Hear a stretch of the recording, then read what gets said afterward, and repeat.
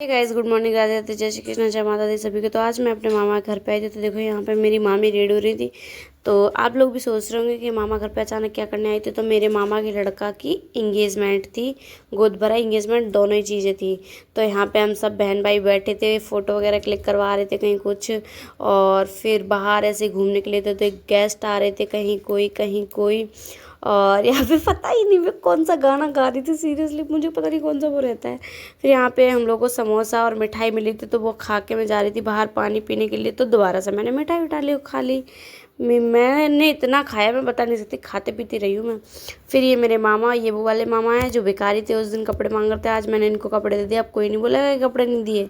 तो यहाँ पे मैं पानी पी रही थी कि अचानक से मामा ने बोला कि भाभी के साथ चले जाओ पार्लर पे। तो मैं और मेरे मामा की लड़की दोनों लोग भाभी के साथ गए पार्लर पे उनको रेडी करवाने के लिए। एक्चुअली वो ऐसी आई थी, गोद भरने के पर्पज़ से आई थी। फिर इंगेजमेंट का सोचा, अचानक से इंगेजमेंट का प्लान बन गया था।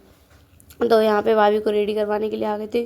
भाभी रेडी हो रही थी, बहुत ही ज़्यादा सुंदर भाभी को रेडी किया था दीदी ने। बहरहाल अब गांव के हिसाब से उन्होंने अच्छा ही किया था, पर उनका लाइटिंग में बहुत सुंदर लग रहा था। और फिर उसके बाद हम लोग आ गए गेस्ट हाउस वापस। तो यहाँ पे भाभी की एंट्री हो चुकी है। यहाँ पे पहले गोद भराई की रस्म होगी, उसके बाद फिर इंगेजमेंट होगी।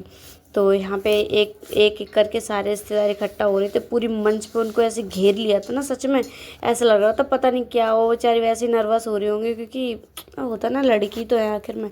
फिर उसके बाद यहाँ पे इंगेजमेंट होने के लिए आ गई थी। तो मेरा भाई भी आ चुका था। अभी मेरा भाई थोड़ा सा मतलब दुबला हो गया, क्योंकि उसकी थोड़ी तबीयत ख़राब हो गई थी इसलिए। पर वो अब सही हो जाएगा जल्दी से, अब उसकी बहू आ रही है ना, तो वो सही हो जाएगा। फिर यहाँ पे मेरे मामा ने खुशी में पैसे मतलब फेंके थे, तो बाली बच्चा ऐसे उठा रहे थे। अब ये मत बोलो बाली बच्चा क्या होता है, बच्चे होते हैं। उसके बाद हम लोग निकल आए घर के लिए। इंगेजमेंट डन हो चुकी, सारा काम डन हो चुका, हम लोग निकल आए घर के लिए। तो यहाँ पे मेरे मामा की एक लड़की तो दिख ही नहीं रही, पीछे बैठी थी, हम लोग इसीलिए इतना दब के बैठे थे, लेकिन वो तो दिख ही नहीं रही। उसके बाद हम लोग घर पे आ गए। इसी के साथ ब्लॉग का एंड करते। Like comment share.